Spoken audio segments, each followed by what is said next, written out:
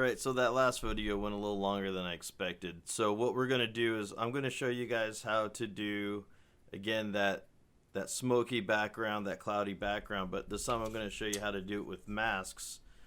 Um, and I got a couple of different things I'm gonna show you, and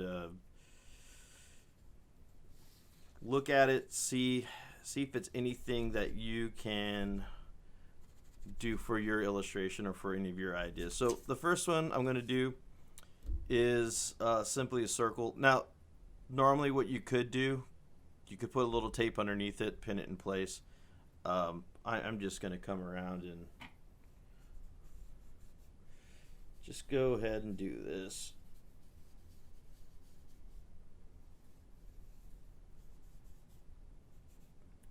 And I'll add a little bit over here. Okay. So I'm going to use up a lot of this paper. But here you can see you got a nice circle, make a great moon. And then you could add things inside of that moon. So if I wanted to add different parts of the moon, I'd probably look at a picture first. But I can show you with some of the blending stump stuff.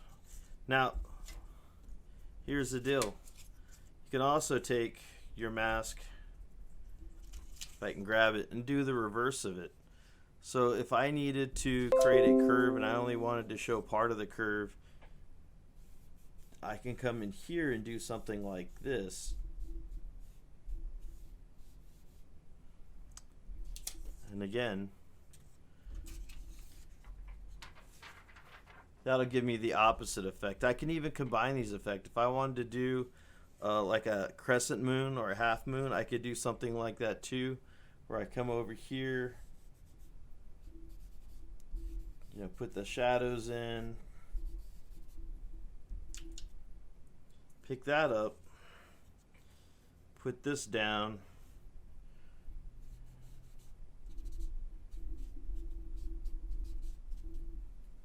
and put a little bit of shadow over here.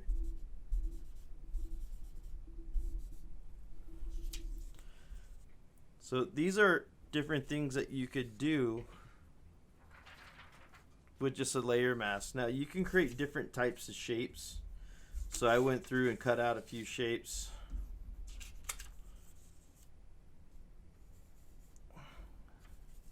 I might actually run out of room on the paper because I went a little bit too big.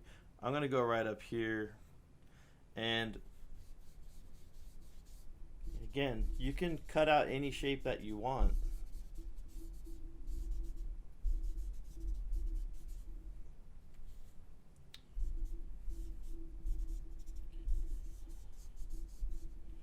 You just have to think, okay, what's my illustration? What am I going to do? How am I going to do it?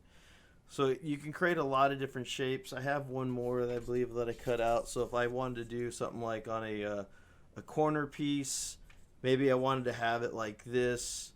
Maybe I wanted that part to be white, so I'll just load that up there. And then I can come in.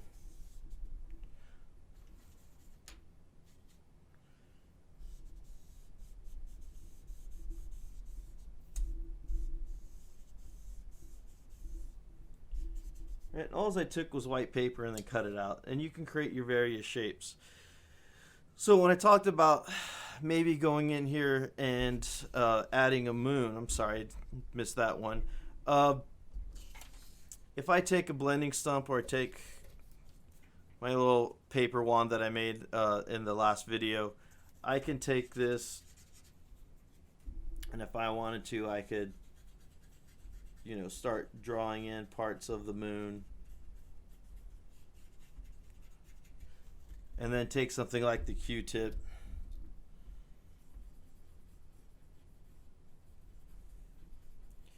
And again, if I was going to do like an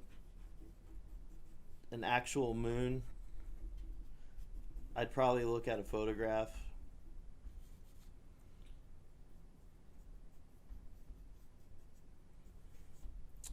And just start using your tools to, you know, make your drawing, make your shapes. And I had a little oops there, so I'm going to take my eraser, get rid of my little oops.